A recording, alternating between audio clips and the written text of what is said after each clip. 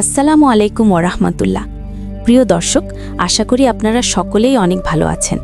আমাদের চ্যানেলটিতে প্রতিনিয়ত ইসলামিক এবং শিক্ষণীয় ভিডিও ছাড়া হয়, তাই লাইক, কমেন্ট এবং সাবস্ক্রাইব করবেন আশা করি। চলুন ভিডিওটি শুরু করা যাক। এক মেয়ের জীবন পরিবর্তন করার গল্প, যে প্রতিদিন সন্ধ্যালে দাতা দরবারে ফুল ও তাসবি বিক্রি করতে যেত। একদিন রাতে সে তার জিনিসপত্র গুছিয়ে বাড়ি ফেরার প্রস্তুতি নিচ্ছিল। হঠাৎ একজন যুবক তার সামনে এসে দাঁড়ালো। মেয়েটি প্রথমে ভয় পেল, কিন্তু তারপর সাহস করে জিজ্ঞাসা করল, দরবার বন্ধ, তোমার ফুলের দরকার কেন? যুবকটি উত্তর দিল, দরবারে আসার এখনই আমার সময়, আমি এই সময় হাজিরা দিতে আসি।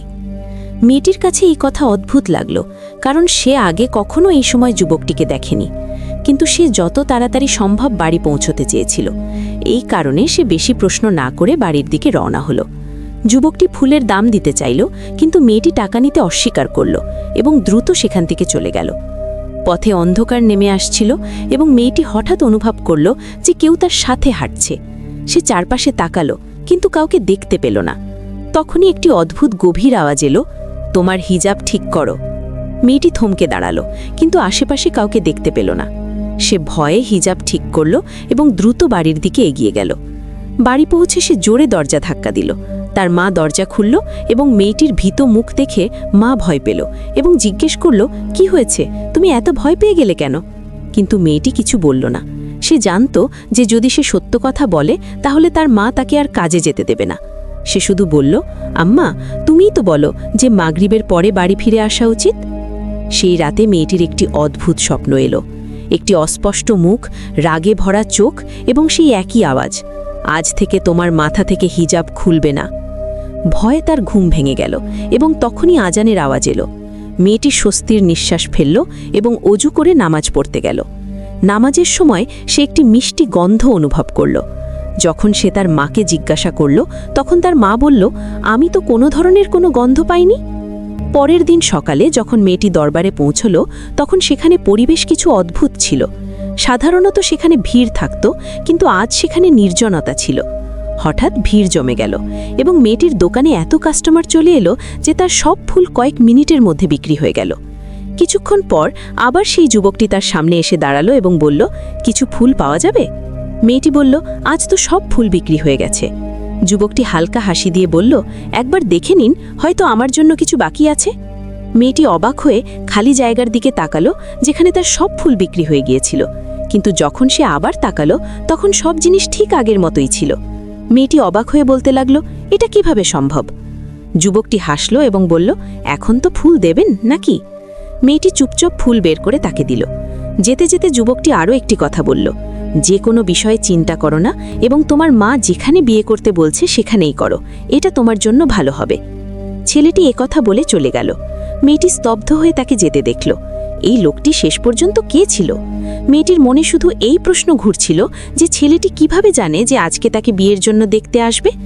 এসব কথা ভাবতে ভাবতে সন্ধ্যা ঘনিয়ে এলো এবং সে তার জিনিসপত্র গুছিয়ে বাড়ির দিকে রওনা হলো।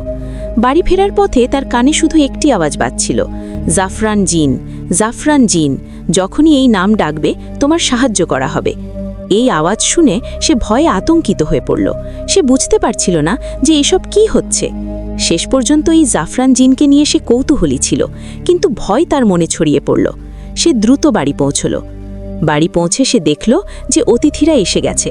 তার মা তাকে ডাকল, অতিথিরা এসে গেছে, দ্রুত কাপড় বদলে এসো। অতিথিদের কথা শুনে সে সব কিছু ভুলে গেল। সে ঘরে গেল এবং দ্রুত কাপড় বদলাতে লাগল। যখন সে অতিথিদের সামনে এলো, তখন সে মাথা নিচু করেছিল। ওই সময় একজন মহিলা বলে উঠল, মাশাআল্লাহ, তুমি দেখতে তো বেশ সুন্দর। তখন তার মুখে হালকা হাসি ফুটে উঠল। মহিলাটি আবার বলল, জাফরান, ফাতেমাকে কেমন লাগলো? জাফরান এই নাম শোনা মাত্রই সে তাড়াতাড়ি চোখ তুলে সামনে তাকালো এবং অবাক হয়ে গেল। সেই যুবকটি যে প্রতিদিন সন্ধ্যার সময় দোকানে ফুল নিতে আসত, তার সামনে বসেছিল। সে হতবাক হয়ে গেল। তার মুখ থেকে হঠাৎ বেরিয়ে এলো, আম্মা, এটা তো সেই যুবক আম্মা। আম্মা এবং অতিথিরা অবাক হয়ে তার দিকে তাকিয়ে রইল। আম্মা অবাক হয়ে জিজ্ঞেস করল, কোন যুবক ফাতেমা? ফাতেমা কিছু বলতে পারল না। তার হৃদয় স্পন্দন বেড়ে গেল। সে নিজেকে বোঝানোর চেষ্টা করছিল যে এই লোকটি কিভাবে একই হতে পারে। এটা সেই ছিল যে গত রাতে তাকে বলেছিল যে যে কোনো বিষয়ে চিন্তা করো না এবং যেখানে তোমার মা বলছে সেখানেই বিয়ে করো। জাফরান হালকা হাসল এবং বলল, ফাতেমা, এখন তো তুমি আমাকে চিনে গেছো। এই কথায় ফাতেমার রক্ত যেন জমে গেল। সে কোনোভাবে নিজেকে সামলে নিল এবং বলার চেষ্টা করল, তুমি কে? জাফরান তার চোখের গভীরে তাকিয়ে বলল, আমি সেই যে তোমার প্রতিটি ডাকে তোমার সাথে থাকব। যেমন আমি বলেছিলাম, যখনই জাফরান জিন ডাকবে তোমার সাহায্য করা হবে। ফাতেমা নির্বাক হয়ে গেল, তার হাত পা ঠান্ডা হয়ে গেল। সে এখন বুঝতে পারছিল যে গত কয়েকদিন ধরে তার সাথে যা ঘটছে তা সাধারণ কিছু নয়। সে ভাবছিল, এই লোকটি কি মানুষ না নয়? আম্মা এবং বাকি পরিবারের সদস্যরা কিছু বুঝতে পারছিল না। তারা এটাকে একটি সাধারণ সম্পর্ক হিসাবে ভেবেছিল। কিন্তু ফাতেমার অবস্থা দেখে আম্মা ধীরে ধীরে জিজ্ঞেস করল, ফাতেমা, কি হয়েছে? তুমি এত ভয় পেয়ে গেলে কেন? ফাতেমা উত্তর দিতে মুখ খুলল, কিন্তু কথা গলায় আটকে গেল। তার চোখ জাফরানের দিকে আটকে ছিল, যে এখনও সেই রহস্যময় হাসি দিয়ে তাকে দেখছিল। যুবকটির মা তাড়াতাড়ি বলল, ফাতেমা, তুমি কি অন্য কারো কথা বলছো? তোমার কি অন্য কেউ পছন্দ আছে? সে ভয়ে দ্রুত মাথা নেড়ে বলল, না না, এমন কিছু নয়। মহিলাটি হাসল এবং বলল, তাহলে ঠিক আছে, আমরা আজই বিয়ের তারিখ ঠিক করে দিই। আমাদের যত তাড়াতাড়ি সম্ভব বিয়ে করতে হবে। আমাদের একটিমাত্র ছেলে এবং আমরা তার বিয়ের জন্য খুব আশাবাদী। মেয়ের মাও হেসে বলল, আমার মেয়েও সবচেয়ে বড়। আমি তার বিয়ের জন্য অনেক চিন্তা করছিলাম। কিন্তু মেয়েটির মনে এখনও সেই আওয়াজ বাজছিল, জাফরান জিন। তার মন বলছিল যে এটি সাধারণ কিছু নয়। কিন্তু শেষ পর্যন্ত এই ঘটনা কি ছিল সে বুঝতে পারছিল না এবং একটি অদ্ভুত দ্বন্দ্বে ছিল। সে ভাবল যে কেন সে তার রবের কাছে সাহায্য চাইবে না। কিন্তু এই সময় বাড়িতে সবাই জেগেছিল। সে সিদ্ধান্ত নিল যে তাহাজ্জুদের সময় দোয়া করবে।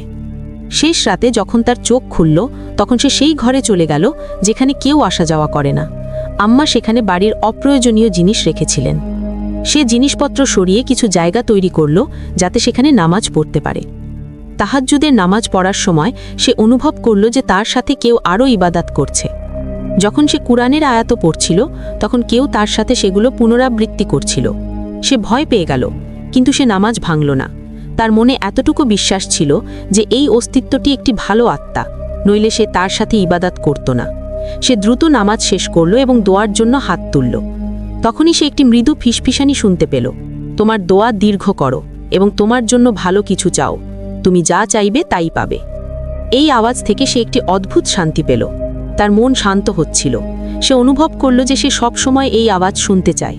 সে তার দোয়া দীর্ঘ করল, তার ভাগ্যের জন্য ভালো চাইল, সব কিছু চাইল যা সে চাইতে পারে। সে বিশ্বাস করছিল যে তার প্রতিটি দোয়া কবুল হবে। তারপর সে দোয়ায় আরও চাইল, যদি জাফরান আমার জন্য ভালো হয় তাহলে যেন তাকে পেয়ে যাই। কিন্তু বারবার জাফরান জিন আওয়াজটি তার কানে বাজছিল। সে ভাবছিল যে এইসব কি। তখনই সে তার চোখের পানি হাত দিয়ে মুছল এবং যখন পিছনে ফিরল, তখন তার হুঁশ উড়ে গেল। তার ঠিক পিছনে জাফরান দাঁড়িয়েছিল। তার মুখ থেকে একটি চিৎকার বেরিয়ে এলো, তুমি এই সময় এখানে? জাফরান হাসল এবং বলল, আমি অন্ধকারেই আছি। আমার অন্ধকার খুব পছন্দ। এবং তুমি এত অবাক হচ্ছ কেন? তোমাকে তো এখন সবসময় আমার কাছে আসতে হবে। আমার পুরো বাড়ি অন্ধকারে ডুবে থাকে, তুমি সেখানে কিভাবে থাকবে? তার কথা অদ্ভুত এবং রহস্যময় ছিল। মেয়েটি কিছু বুঝতে পারছিল না। সে কেঁপে কেঁপে বলল, তুমি আমাকে ভয় দেখাচ্ছ। তুমি এখানে কিভাবে এলে? দরজা তো ভেতর থেকে বন্ধ ছিল। জাফরান হালকা হেসে বলল, জিনদের দরজা খোলার প্রয়োজন হয় না। মেয়েটি স্তব্ধ হয়ে গেল। সে মাথা নেড়ে বলল, না, এটা সম্ভব নয়। তোমার কথার মানে কি? তুমি একটি জিন? না, আমি একটি জিনের সাথে বিয়ে করতে পারবো না। জাফরান গভীর দৃষ্টিতে তাকে দেখল।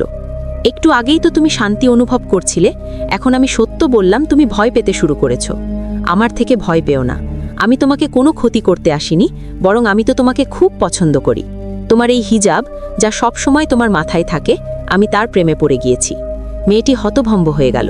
জাফরান জিন বলতে লাগল, আমাদের সম্পর্ক আকাশে নির্ধারিত হয়েছে। তোমাকে আমাকে বিয়ে করতেই হবে। সে ভয়ে দ্রুত ঘর থেকে বেরিয়ে গেল। তার হুঁশ উড়ে গিয়েছিল। দৌড়তে দৌড়তে সে আম্মার সাথে ধাক্কা খেল। আম্মা ভয় পেলেন। কি হয়েছে ফাতিমা? কোথায় দৌড়াচ্ছ? সে কেঁপে কেঁপে বলল, আম্মা, ঘরে জাফরান আছে। আম্মা অবাক হয়ে বললেন, তোমার মাথা ঠিক আছে? জাফরান এখানে কিভাবে আসতে পারে? তুমি কেন এমন অদ্ভুত কথা বলছো? সে কেঁপে কেঁপে বলল, আম্মা, সে মানুষ নয়, সে জিন। সে নিজেই বলেছে। এই কথা শুনে আম্মার মুখের রং বদলে গেল। তিনি রাগে তাকে একটি থাপ্পড় মারলেন এবং বললেন, তোমার মাথা খারাপ হয়ে গেছে? তুমি কি বলছো? তুমি কি পাগল? আম্মার থাপ্পড়ের আওয়াজ এখনও তার কানে বাজছিল। তার চোখে অশ্রু ছিল, কিন্তু সে চুপ ছিল। যে মা তাকে সবসময় ভালোবাসতেন আজ সেই তার কথা বিশ্বাস করতে রাজি নন। তার মন ভারী হয়ে গেল। সে চুপচাপ ঘর থেকে বেরিয়ে গেল এবং তার কাজে লেগে গেল।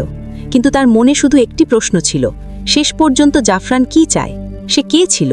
এবং সবচেয়ে বেশি কষ্ট তার এই বিষয়ে হয়েছিল যে আম্মা তার একটি কথাও বিশ্বাস করেননি।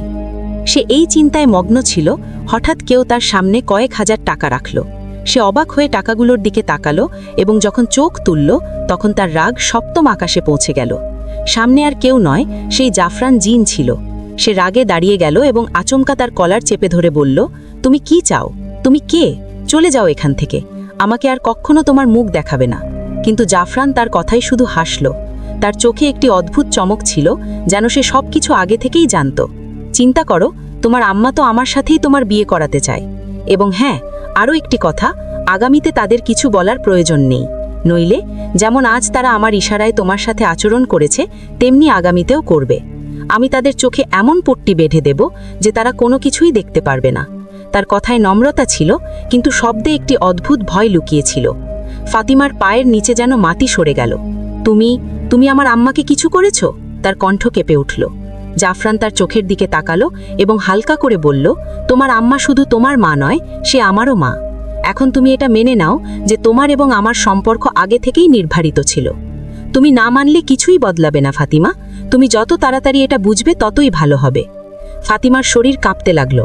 তার মন চাইছিল যে সে পালিয়ে যাক, কিন্তু তার পায়ে যেন শিকল বাঁধা ছিল।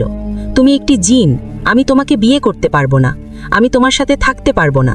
এবার জাফরান দীর্ঘশ্বাস ফেলল এবং এক পা এগিয়ে তার কাছাকাছি চলে এলো। আমি তোমাকে জিজ্ঞেস করেছিলাম যে তোমার আমার সাহায্য দরকার কিনা। তোমার যখনই প্রয়োজন হবে আমি তোমার কাছে চলে আসব। তার কণ্ঠ কানে বাজতে লাগলো, সেই শব্দ, সেই সুর যা সে প্রথমবার শুনেছিল। ফাতিমা অনুভব করল যেন তার জীবন হঠাৎ বদলে গেছে। তার সামনে কোনো সাধারণ মানুষ ছিল না, বরং একটি অস্তিত্ব ছিল যা তার চিন্তার বাইরে ছিল। সে তাকে জিজ্ঞেস করল, আমি তোমার কি ক্ষতি করেছি? তুমি আমার সাথে এসব কেন করছো? তুমি কি চাও? জিনটি উত্তর দিল, আমি তোমাকে চাই, আমি তোমাকে বিয়ে করতে চাই। কতবার বলবো? মেয়েটি স্পষ্টভাবে বলল, তুমি একটি জিন, আমি তোমাকে বিয়ে করতে পারবো না, আমি তোমার সাথে কখনো খুশি হতে পারবো না। আমি একজন সাধারণ মানুষ এবং একজন মানুষের সাথেই বিয়ে করতে চাই। এই কথা শুনে জিনটি রাগে ফেটে পড়ল।